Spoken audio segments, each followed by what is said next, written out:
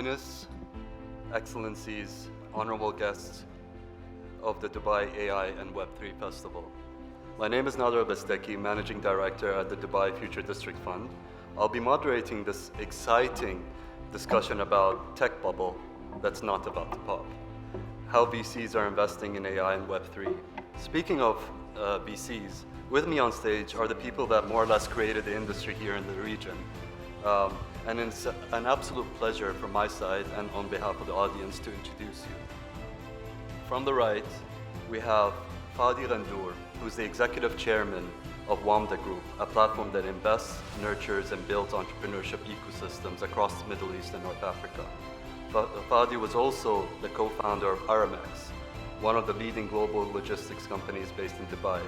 He spent the first 30 years of his life working as CEO of Aramex, building the company to become one of the leading emerging markets logistics companies and the first company from the Arab world to be listed on NASDAQ. Passionate about impact and social entrepreneurship, Fadi founded and chairs Ruwad for Development, a private sector-led community engagement platform that helps marginalized communities across several countries in the MENA region overcome marginalization through activism, civic engagement, and financial inclusion. Next, we have Amira Sajwani, who is a prominent Emirati business leader, serving as Managing Director of Sales and Development at DAMAC Properties, founder and CEO of PRYPCO, and co-founder and COO of Amali Properties. Amira's work is defined by a strategic approach and a commitment to delivering excellence across her ventures. At DAMAC Properties, the flagship arm of DAMAC Group, Amira oversees the full development lifecycle of properties, ensuring that every phase from design and construction to sales, marketing, analytics maximizes value. She also manages DAMAC's network of direct and independent sales agents, focusing on initiatives that strengthen partnerships and enhance sales effectiveness. Through PRYPCO, Amira has simplified real estate transactions in the UAE, providing the tools and knowledge needed to navigate the market with confidence. In 2023, she co-founded Amali Properties with her brother, Ali Sajwani, creating ultra-luxury villas known for their high level of customizability and unique design. In addition to her business roles, Amira serves as a judge on the reality TV series Shark Tank, alongside our other panelists here. As a keen-eyed investor herself, she seeks disruptive ideas from startups, participants, where she evaluates them based on their innovation, market potential, and leadership.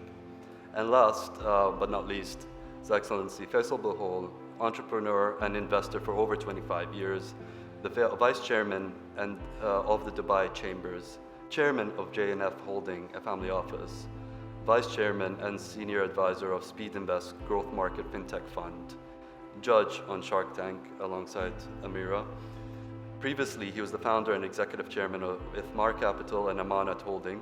In addition, Faisal served as Chairman and Board Member to multiple businesses regionally and internationally, including a FTSE 250 healthcare company that he led the listing of on the London Stock Exchange. Recognized by Arabian Business as one of the top 100 executives in the Gulf region in 2007. It's an absolute honor to have you all on the panel here. And in this session, we aim to address the speed at which technology has been developing, and in particular, the relentless pace of artificial intelligence and Web3 developments. The venture capital industry has had and seen several peaks and troughs, and we're here to discuss those views. And starting off for the panel, the question we wanted to ask is, what are the views on the current global landscape of AI and Web3, and what are the key driving investments in your portfolio and your thesis in these sectors? And if we can start with you, Fadi, with your perspectives. So the critical element for AI, in my view, and since it is the new internet, if you want to call it. So this is a new era that is coming, that is here, that is unavoidable and should be investable, and we should be running with it, because this is what the future is going to look like, right? So at the core of this, if you want to think of investment, there are two, and the previous panels have I've learned a lot from that process, and they've basically told us there's the infrastructure, and the infrastructure investment is effectively a public sector process, because you need the public sector to actually create the data centers, because compute power is going to be essential for AI to happen in countries, right? So, and there's all sorts of questions that revolve around that require the state to be part of it, because from data security to data sovereignty, and for the countries to be independent in creating their own and creating your own, if you want, platforms that will enable the companies and the startups to come and build from here. And then come the startups that are going to build the applications. The easy ones are that we are already starting to see are sort of what we'd call is the co-pilots for specific verticals. So every vertical today we're seeing startups that is popping up and saying, let's say in legal tech, you have several legal tech companies now that are popping up that are going to make the legal industry completely different from what it was, either for us as users or for companies as users, and specifically for the law firms. And so you're going to get that in education, you're going to get that in everything that is going to touch the consumer and the businesses. And every business needs to think, and there's a lot of investments from corporates also, in bringing AI tools inside their organizations so that they are utilizing and leveraging the data that they have, so that they can deliver the products that they have in a much more user-friendly and a much more efficient way. So it's not only the startups, it's the corporates and it's the government at different levels that is going to create this revolution and make it happen. And those people that have a partnership between all those three, and I think Dubai has a philosophy of having public-private startup, if you want, venture capital partnerships, so that you are going to be able to create that platform that says, if you want to do this stuff, then this is the place to be. With a platform like the Dubai Chambers and the private sector views that we see on your end, Faisal, based on what Fadi is saying, are you seeing a lot of resonation there with his areas of focus where the government should be plugging in the gaps and where there is private sector sort of investment going? Yes, Assalamu alaikum. It's a pleasure, first of all, to be on this panel with a fellow shark member, but also with the great white shark, the original one over there. And with obviously my brother Nader. So thank you very much for this. This is a very exciting topic, and it's a topic that I think we all understand the importance of. Today, we are really fortunate to be in a city and in a country where our leadership embraces change and ensures that it's in the forefront of change. The government today and our leaders have clearly identified this to be a key sector, and being one of the first countries that actually sets up a ministry with a minister of AI to really understand how to really shape the future of what's going on and how to be part of that future. The Dubai Chamber or the Dubai Chambers, through the Dubai Digital Chamber also, has been set up to dedicate its resources to everything that's happening around this space. Today, AI has taken off. We understand that it is a technology that is only evolving. We heard that we've only scratched the surface of what has been achieved, but we know at least that there are proper use cases that have been put in place, and we heard from some industry leaders as to how they've benefited from these use cases. Web3, a little bit less proven in that regard, and I think there is more to be shown in terms of really the use cases and the commercialization, but we know that that trend and that trajectory is only going in one direction. So today, we believed as investors that we are sitting in the perfect place where we have a forward-looking and thinking government that sets a framework and a regulatory environment that is conducive to investment and that is conducive to embracing this innovation. But then that also has a ripple effect on its ability to attract the best talent, because ultimately an industry without the right talent does not thrive. And today Dubai is well positioned to bring in some of the best talent from all over the world to relocate here, benefit from the legislative framework, and then benefit from all the other aspects outside the industry in terms of the quality of life and the accessibility and the safety and everything else that comes with what Dubai offers. And this becomes a snowball effect, because with a good regulatory environment, with the right talent, comes capital, and then with that capital you have more and more initiatives. And I think this is where we as investors are trying to sit and take advantage of those trends and trajectories. Now, that also requires that we have access to some of the best knowledge bases, to the best networks, and work with some of the best investors globally, because we cannot, as investors, be experts in everything. And I think part of obviously what I've done as an investor by identifying this to be a key theme is to partner with one of the leaders globally and in Europe, being Speed Invest. And through this partnership, I've managed to tap into a global network of experts, access to founders, and understanding of trends to be able to hopefully pick and choose the winners in this very competitive race. Amira, you pick and choose quite a lot of amazing startups as an investor. You built startups based on this infrastructure that both Fadi and Faisal have alluded to.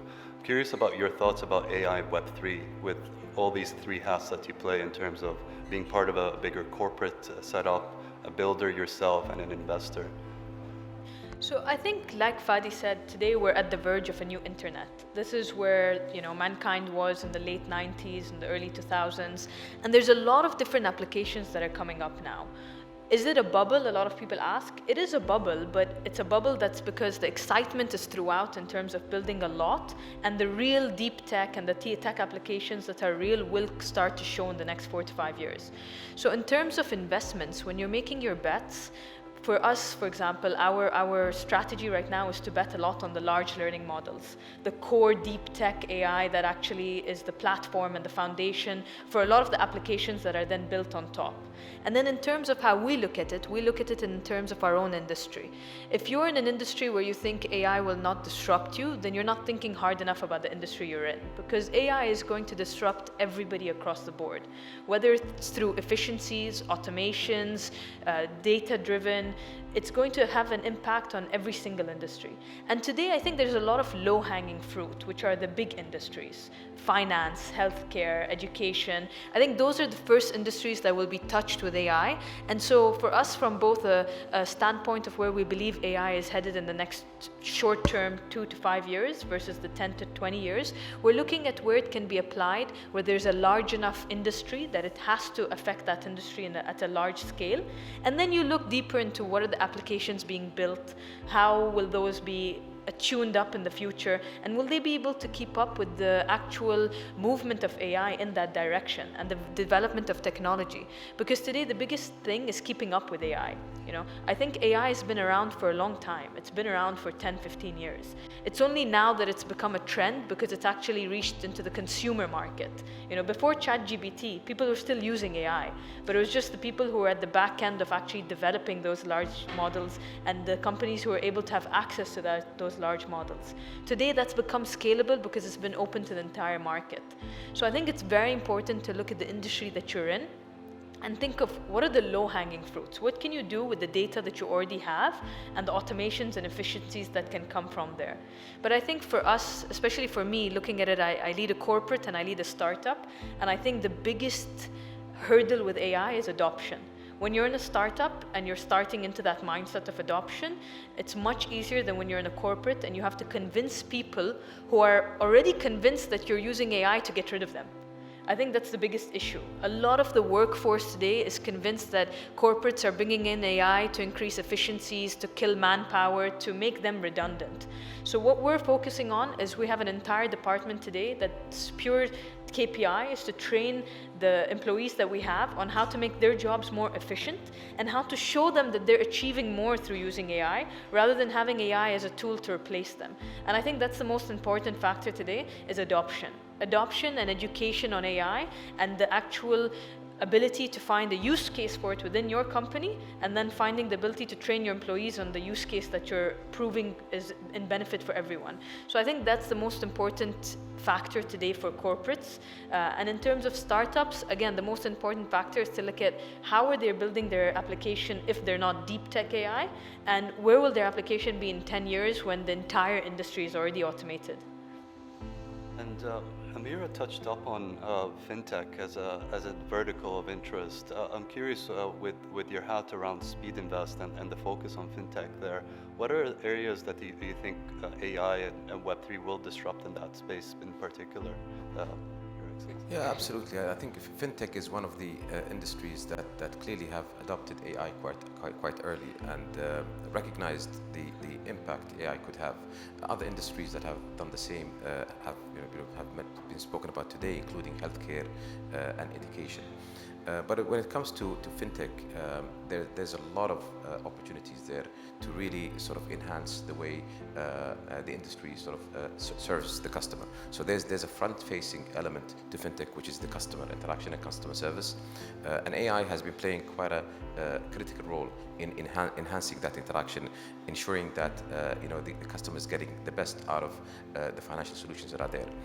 In addition to this, obviously, there's a lot of benefits that have impacted fraud detection and reducing fraud in financial transactions. Again, the technology within AI has benefited the applications within fintech to really take advantage of that.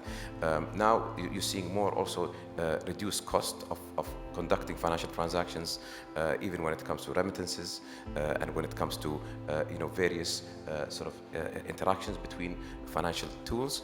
And so fintech the finance industry as a whole is proving to be a very big beneficiary of AI with quite a lot of efficient use cases that have already been put in play. I'm curious, Fadi, Amira, with her opening statement, alluded towards maybe a bubble, potentially a bubble. I'm curious about your views about the sectors, if you're seeing any bubbles, and is there anything around your the strategy you use to evaluate companies, or your firm does, to overcome some of these potential bubbles that may emerge? Bubbles need to be defined. So what's a bubble? Is a bubble meaning it's hype and there's nothing there and it will go away? And we've seen some of this stuff when NFTs came to visit us for a while, and that's a bubble. That's a fad that comes and goes. Some people benefit if they enter that window very quickly and exit it even quicker. But is AI a bubble? It's impossible. We haven't even started with AI. I think AI is basic infrastructure for human life going forward, in my view. Meaning, it is already doing that, but it's touching everything that we do, everything that affects us, from healthcare to fintech to education to driving to flying to everything that you do has at the core of it is one way or another, a tool that is deeply involved in AI. So no, it's not a bubble, and there will be, if you want to define bubbles as overvaluations of certain startups, maybe, but since when did bubbles stop us from investing? And we shouldn't let that concept of bubbles stop us from investing, because we're missing opportunities, and we will basically look at what we think is an overvalue today as an undervalue in the future if we don't invest in it. So the challenge going forward, and I think it's lesser of a challenge than the original internet adoption, is adoption now, because we're already online, we're already digital creatures. Everything about us is digital today. Apple just produced a phone that has AI built in it, right? It's your companion, and it is going to be with you, and it is going to be doing all sorts of things for you. So I'll give you a very simple example. I had a medical issue recently. I went on ChatGPT and asked all sorts of questions. It gave me all the answers before I saw the doctor, and when I saw the doctor, I had more knowledge about what I had than he did. And I knew what precise questions to ask. So no, it's not a bubble. And for us in the startup world, I'm a very early stage investor. And so bubbles don't scare me. In fact, I benefit from them. So we'll invest very early stage. We'll invest in companies, and we're already seeing that. In AI, what's different from what we've done before in mostly consumer-based internet businesses is the founder better be a PhD. And there is a different set of founders that we are looking at today. Generalists are nice, but this is a gone era. So if you're gonna come and with a deep tech company that is at the core of AI, then the team is going to have to be a highly technical and a highly capable team that understands the technicalities of it. So it is no longer the question is where's your CTO? Everything is a CTO inside the organization, and that's what we will look for. And so today we've invested in 2 or 3 of AI companies, very early stage, and for the first time, 2 of the founders were PhDs, 2 of them. One from Stanford and one from a British university. I mean, this is that, and you know what happens with these founders? Because of their reputation as people that have done research, and you know, they have their own communities. I'm not part of that community. They know each other. Your technical capabilities and reputation allows you to attract incredible talent.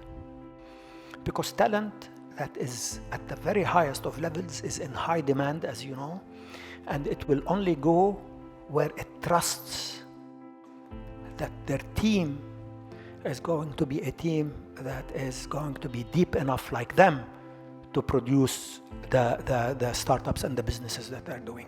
That's the difference from what we were seeing before. Before, a general business person says, I'm coming to solve this problem, etc. I'm going to bring a techie and he's going to build software. These in AI, that's not the story. I mean, I love Fadi's explanation of the bubble, and I think it's very, very relevant and important. But I would like to caveat that with just a comment. I think generally, the fundamentals of AI clearly are here to stay, and it's an evolving industry, and there's no question about the fundamentals and use cases as being not there. So that this is nobody can have that debate, and if they do, I think they have a problem. But at least it's common knowledge. I think the issue of bubble is that when there is a lot of euphoria around the topic, this means it's going to drive valuations, and this means that investors will get hurt. They will get hurt either because they will end up paying too much in certain situations, but they'll also get hurt because they might follow other companies or individuals that claim to have the capability but will end up not having it. And so because of that, we will have people getting hurt in this bubble. So the only sort of caveat and word of caution I say is that, yes, it's not a bubble fundamentally in terms of where it's going, but given the circumstances, there's still a high risk that investors are going to lose money, and that's why it's very important for investors to de-risk their exposure to investing in AI by doing it with the right people and by doing it under the right circumstances. And I just want to touch base on that as well. So I think that definitely there's no bubble around deep tech, but I think when it comes to the applications built on those deep tech, that's where you just need to be careful of what you're investing in, and will that application that's built on that large learning model still be relevant in 2 years or 3 years, and is there a big enough use case for that? Because I think today, because AI has become essentially an open source, everybody's just building what they think, you know, is good for a certain, let's say, industry or corporation, and when they apply the buzzword of it's AI driven, then that's getting a lot of traction because of the need for AI. So people who don't deeply understand AI are getting convinced by any application that could be AI driven, but you need to look at where is the data actually being driven from, and will that data lake be updated enough for this to be relevant in the next few years? Amira, you alluded to the pace of change. Fadi also alluded to the pace of change, and Faisal alluded to how do we de-risk them. You mentioned earlier how you're pushing the barriers of adoption at a corporate level as well. And I'm curious, with all this in mind, how are you looking at this fast pace of change and looking at your investment thesis in terms of where is it going and how do you assess that, and how does the team look at the pace of change and make that correct decision, I guess? So that's a great question. We've personally invested in a lot of the deep tech companies, whether it's Anthropic, Twitter AI, Mistral, a lot of these kind of deep tech. That gives you as well access to that kind of a thinking and where they're headed with their deep tech. Then when we look at smaller startups, our first priority for us as a strategy is to look at where an AI can help us with our companies that we're already operationally in, so that we can test them from a base level. So if you put a small check into a company and you're actually testing them on the ground, you're getting the actual feedback from your teams of, is this working? Is this helping your efficiencies? Is this improving some set of data that you have? And then you can always follow on with bigger and bigger investments. But our strategy is definitely to bet on the big tech players and then to look at the smaller startups that could have an impact on the industries that we're in. And then just to touch base again on something that I think, Fadi said in the beginning, which is very important today, is the actual infrastructure behind AI. So for us, we're looking at that as well as a big opportunity in terms of building out the data centers that need to host the actual computing power that will come in. Our region is, mashallah, very ahead in terms of thinking where we want to go with the AI. As Faisal said, we're doing a lot of partnerships, we're bringing a lot of AI into the region, but this all has to be hosted. The computing power has to be there. There needs to be enough to actually be able to support the megawatts that need to be behind all of these systems. So we're also looking at the infrastructure side with our data center company and how we can expand at the same pace that AI will expand to, which is a pace that I think everybody's just, guessing today, and the person who makes the right bet will benefit in the long run. So DAMAC have perfected the concept of housing people, and now they're perfecting the concept of housing data, which is a great evolution. Thank you. And speaking of infrastructure data, Faisal, I wanted to get your perspective about, we're talking about infrastructures being invested in right now. We're talking about the big players that are emerging. Some of the smaller players are finding areas where they can find a space to play in. I'm curious about what your views are in the next 5-10 years and what the key sort of landscape drivers will be and what that investment landscape might look like in that period of time. Yeah, I think some of the earlier fellow panelists and obviously my colleagues here have spoken about the infrastructure challenges, whether these are related to obviously power and the accessibility and availability of power to fuel all this growth, whether it's the hard infrastructure, the data centers that will obviously house the data. And so a lot of those heavy capex sort of infrastructure investments have to be there, and they are being undertaken by some of the global leaders that understand the overall trend. I think where I look at things from sort of from my perspective as an investor is more sort of in the early stage technology applications that effectively tap into those large infrastructures. So I'm trying to leave the infrastructure problem for somebody else and trying to sort of come at it more in terms of how do we benefit from the existing infrastructure and how can we identify winners from within that, which is more capital efficient, obviously, from a capital deployment standpoint. But then, really, the key issue here really comes into, who do we back? And I think the key factor here really comes back to people. Fadi mentioned, the quality of the founders is an absolute critical aspect. Whenever you look at these investments, I think it's not about just, being an AI company. It's not about thinking about solving a solution. You need founders that have the right experience, that have the right mindset, that can maneuver and deal with the challenges and deal with the rapid evolution of the industry and adapt to that evolution in a way that makes them ahead of the heap. So that is very important. And then ensuring that these founders are also plugged in a network of experts in circles that allow them to continuously to understand trend and new opportunities. These are all very, very critical factors. Now, ultimately then, of course, we need to see that the solution that they're catering to or solving is in a meaningful meaningfully sized total addressable market, and that they ultimately can get to a stage where the business can become sizable. So all those are very important considerations from an investor standpoint that we take into account every time we look at opportunities. And how does that look going forward?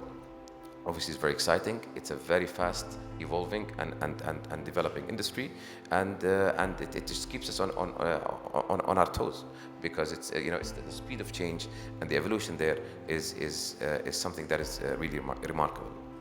Thank you for that. And Fadi, I wanted to loop you into this discussion as well in terms of this disruption is affecting everyone, including VCs themselves as investors. I'm curious about this disruption, how it's changing the way that VCs themselves are operating, how they're keeping and changing their strategies to keep up with this pace of change.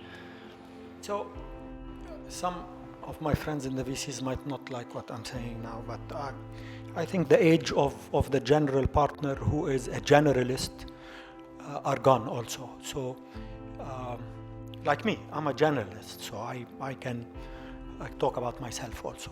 If you want to start getting into the deep tech and AI solutions that are popping up, you'd better have some serious technology capable people inside the organization that understand exactly what they're seeing, specifically at the very early stage when the technology is not yet de-risked.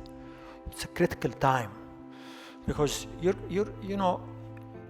for those of us that do early stage, we get tens of pitches a week, and so you have to have the ability. You either partner structurally with people who understand the technology, or you bring in people that are partners in that fund that are extremely knowledgeable about that industry. You can't just simply say, I'm a financial person and I have some money and I'm going to be investing in technology companies.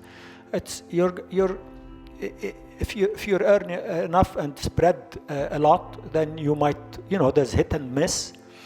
But that hit and miss model also is questionable now. So one needs to be thinking about, if you're a VC, not that you only have capital, but you also have knowledge, two knowledges, if you want to call them. Tech knowledge, and you'd better have entrepreneurial skills also. You might want to have built a business, or being part of building a business, or have worked in a business, so that you are capable of understanding the complexity, because it's very complex building and scaling businesses, specifically when it comes to scale. So you need to add value, because I'll tell you, the good companies will not go to VCs that do not add value anymore. It's not about the cash.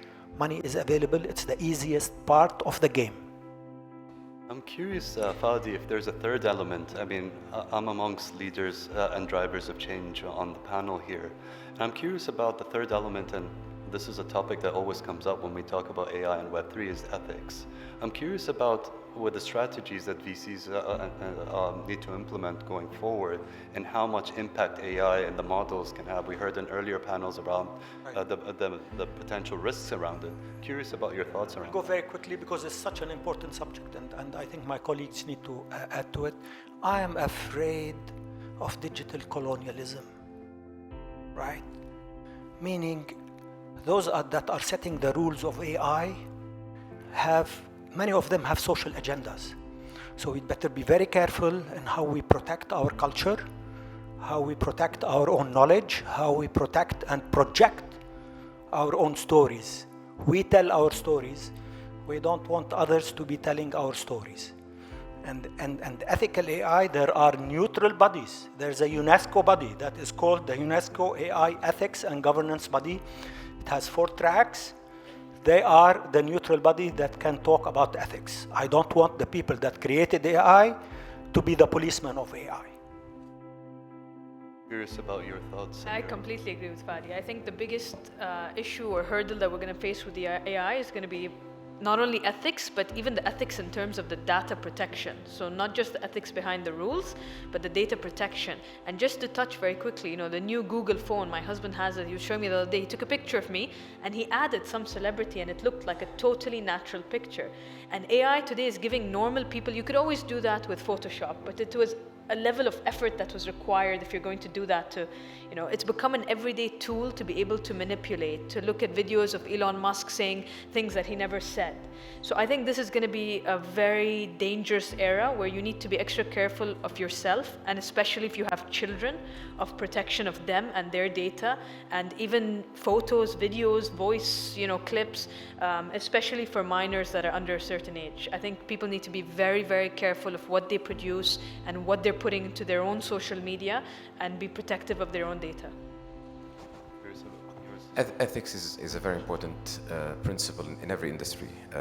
There's always, you know, players that would not follow ethical practices and others that do. And I think what we're fortunate to have is to be in an environment where we have a forward-thinking regulator that is taking into account all the risks, all the challenges. It's embracing, and you heard from earlier panelists that they actually engage, they create a framework as opposed to a regulation, and they embrace industry pioneers and leaders and allow them to share what they're going through to ensure that whatever the regulator puts in place is something that takes into account the best practices and as they continue to evolve. So I think it's a critical issue, but being in the right environment is what's key, and being in Dubai, I believe, is really what makes the difference. Really appreciate your thoughts. And with coming to the end of our session, I was hoping to get a word or two as a final remark from each of our panelists in terms of what are you excited about when you think about AI and Web3 going forward? I think it's, in one word, it's so empowering for the individual to have that technology be part of our life going forward. Next generation are so lucky. I think for me, I'm most excited to see where this is going to take us, and I don't have an answer for that because I don't think there's clarity on that yet, but I think it's the excitement that probably people older than me who were around at the internet days and were able to see how it progressed. Well, Amira, if you think people old are from the internet days and we were from the stone days. But I would say for me, I'm key to see the balance between technology and the human element. I'm keen to see how that gets perfected, as opposed to it swinging in one direction. And I think you know, who gets it right is ultimately going to be winning big. Well, from my side, thank you very much. And if I could ask the audience to join me in an appreciation for our panelists today. Thank you.